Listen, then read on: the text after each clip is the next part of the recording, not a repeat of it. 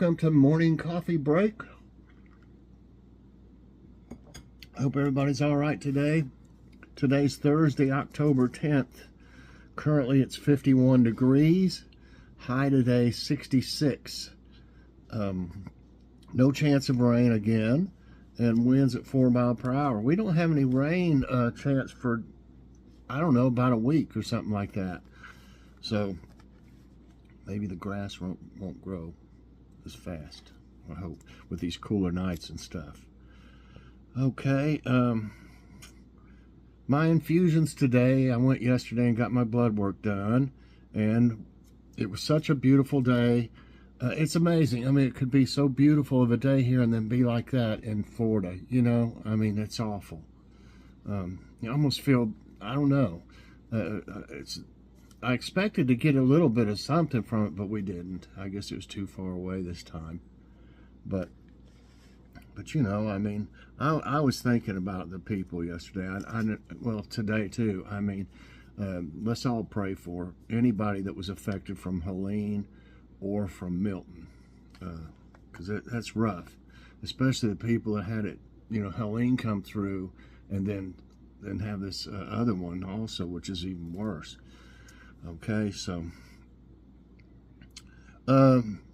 yeah, so my infusion is today. They're having it back at the Regional Cancer Center, and that's where I go to get my blood work done. And I was having my infusions there, but they've been remodeling, and they're still not done.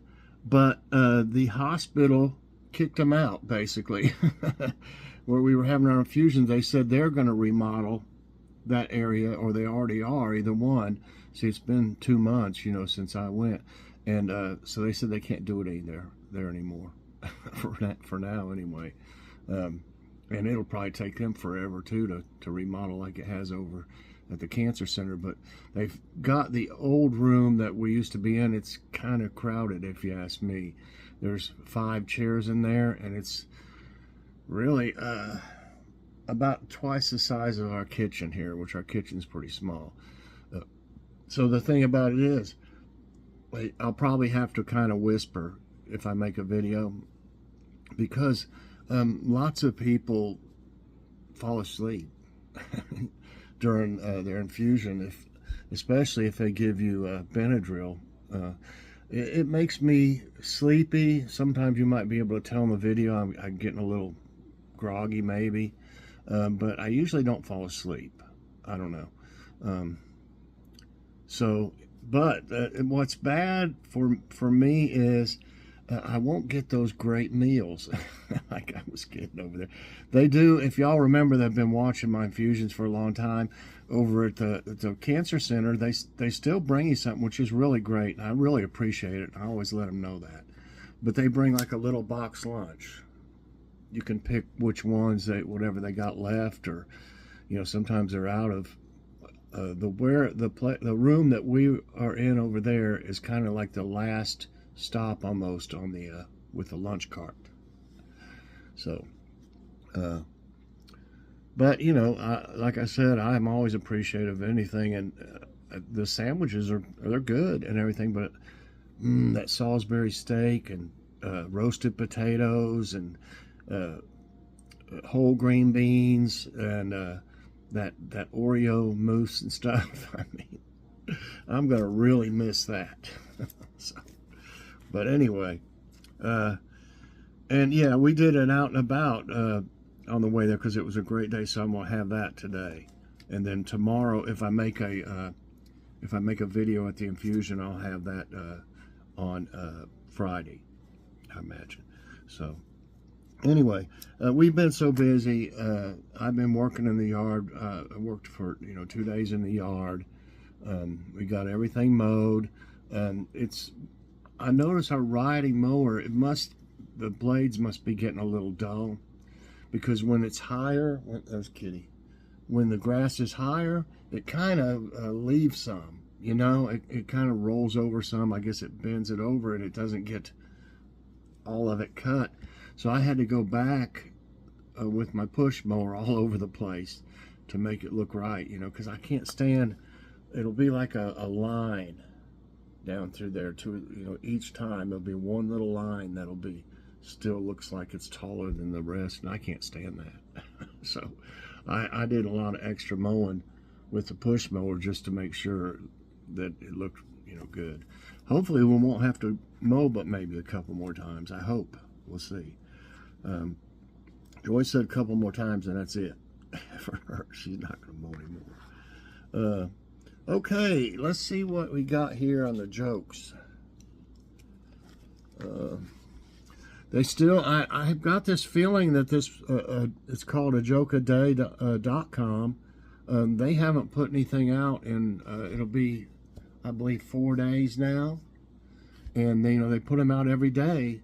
I have a feeling they must have been in the path of, you know, wherever it comes from one of these hurricanes or something, because they have, you know, they never miss a day sending one. And I even went, I thought, well, maybe somehow I got unsubscribed to it or something. So I went to their site. There's no word on their site about anything that's happened. You'd think even if they stopped doing it, it would say this, you know, site will no longer be up or whatever. So I'm hoping, you know, that they'll get sending them back again. I'm finding old ones though where I didn't erase or delete all my emails for years. So I think I'll be all right for a while. So here we go. What's the difference between a dog barking on the front porch and an angry spouse yelling on the back porch? Oh, something. I hate dark shirts. You see anything little fuzz or something on it. Okay, yeah. What's the difference between a dog barking on the front porch and an angry spouse yelling on the back porch? The dog quits barking once back inside. Oh, okay. Yeah, if Joy's mad, she'll let you know about it. You know, she's not shy about that. Okay. When my 3-year-old son opened the birthday gift from his grandmother, he discovered a water pistol. He squealed with delight and headed for the nearest sink. I was not so pleased. I turned to Mom and said, "I'm surprised at you. Don't you remember how we used to drive you crazy with water guns?" Mom smiled and then replied, "Oh, I remember." Payback. Okay, and fact of the day, it's hot lightning. How hot is a bolt of lightning? Would you believe 5 times hotter than the sun? That's hard to imagine, isn't it? When you see pictures of the sun, it's just like molten lava floating all over or something, you know. I can't imagine, but it says a lightning bolt can reach up to 50,000 plus degrees Fahrenheit. The surface of the sun comes in at approximately 10,000 degrees Fahrenheit. Well, that'd feel like a AC or something, your air conditioner. I mean, that's a lot cooler, but it's still pretty hot. It'd probably vaporize you or something if you stepped off of your spaceship into it. Okay, let's see. I find a trivia time now. And I had one, and what happened?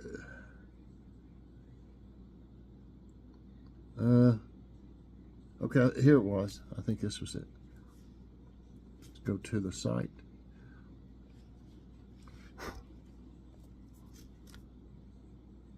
Oh, come on, don't be so slow.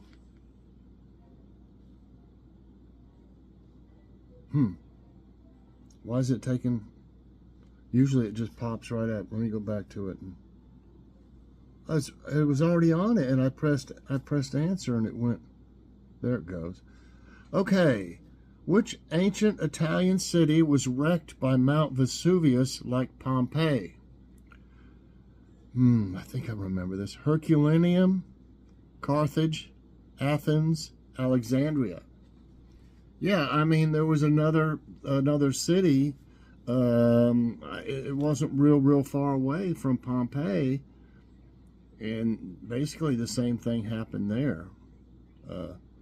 There was all kinds of poison gas come out of it and everything too, all kinds of crazy stuff.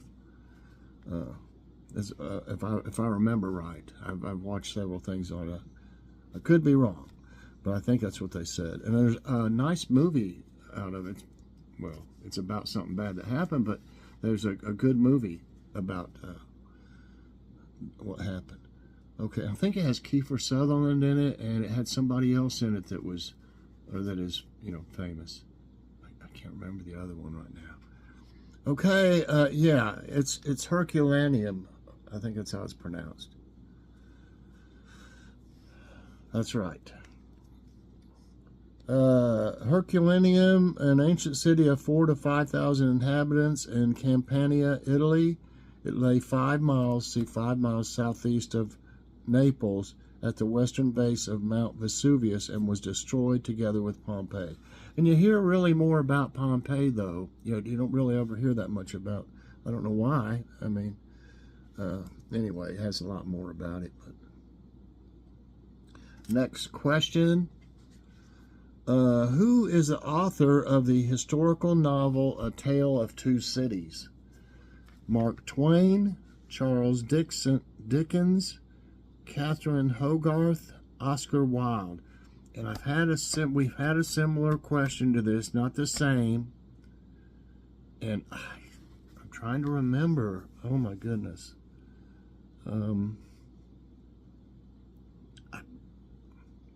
Oscar Wilde, I'm going to guess. I'm not for sure. No, it's Charles Dickens. And obviously I didn't remember that. A Tale of Two Cities is a historical novel published in 1859 by Charles Dickens, set in London and Paris before and during the French Revolution. Now, maybe I'll remember next time. Charles Dickens.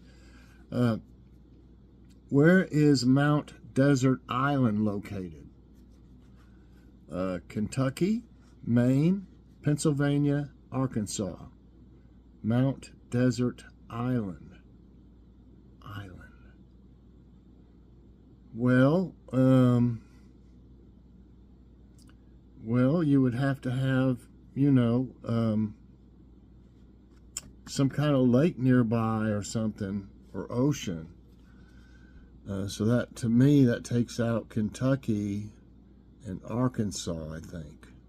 So that leaves Maine and Pennsylvania. Mount Desert Island. I'm going to go with Maine.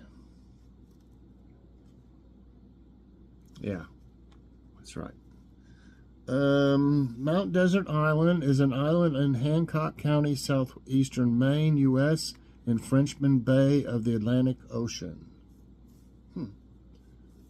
That's interesting. I'd like to know more about that. What was one of the original names of McDonald's Big Macs? Patty Matty? Double Patty? McBeef? Aristocrat? What was one of the original names of McDonald's Big Macs? Well, none of them sound that great. No wonder they changed it. Hey, give me one of them Patty Matties. I'll have an Aristocrat to go. I'm going to go with McBeef. Might be wrong. It might be double patty. No, it's Aristocrat. What Aristocrat? From modest beginnings as an early McDonald's franchise owner in the 1960s, Jim Delagatti used persistence and innovation to develop the Big Mac, which first sold for 45 cents. Now it's like, I don't know, $8 or something like that. Original names for the burger included Aristocrat and Blue Ribbon Burger. Well, Blue Ribbon sounds better. The name Big Mac was created by Esther Glickstein Rose, a 21-year-old advertising secretary who worked at McDonald's corporate office in Chicago. Wow. Okay. Miss Piggy is a character from which of these kids' shows? And you don't really see that as much about it. You don't see Miss Piggy that much. I mean, not that, maybe they don't have movies like they did, maybe. I don't know. Sesame Street, The Bugs Bunny Show, The Muppet Show, Super Friends. Well, isn't The Muppet Show the same thing as Sesame Street? I mean, they didn't have a separate one called The Muppet Show, did they? I want to say Sesame Street. No, it's... You can't tell me that Miss Piggy wasn't on Sesame Street, was she? Was it Kermit? And am I crazy? So it's The Muppet Show. Okay, I don't know. I thought like Sesame Street was like a Muppet Show. Miss Piggy is an American television puppet character, a highly articulated pig puppet featured on the primetime comedy and variety program The Muppet Show from 76 to 81. Huh. Okay. I mean, I remember the kids watching it, but I mean, I kind of watched, you know, I watched it a little bit with them and stuff, but I didn't know that I thought it was Sesame Street. Okay, which valued gemstone is formed by pure carbon?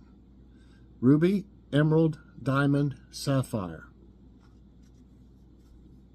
I think it is diamond. Yes, I don't need to say, you don't need to say much about that. Okay, what happened?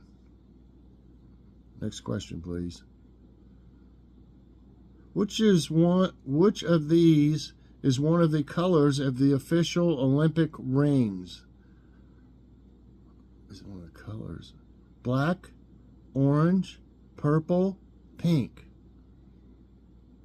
I don't remember.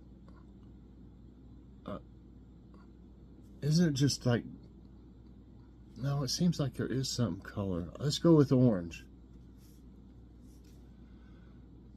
No, it's black, and that was what I was gonna say. 3 right and 4 wrong. Shoot. Which animal's name comes first in the dictionary? Ant. Aardwolf. Aardvark. Antelope.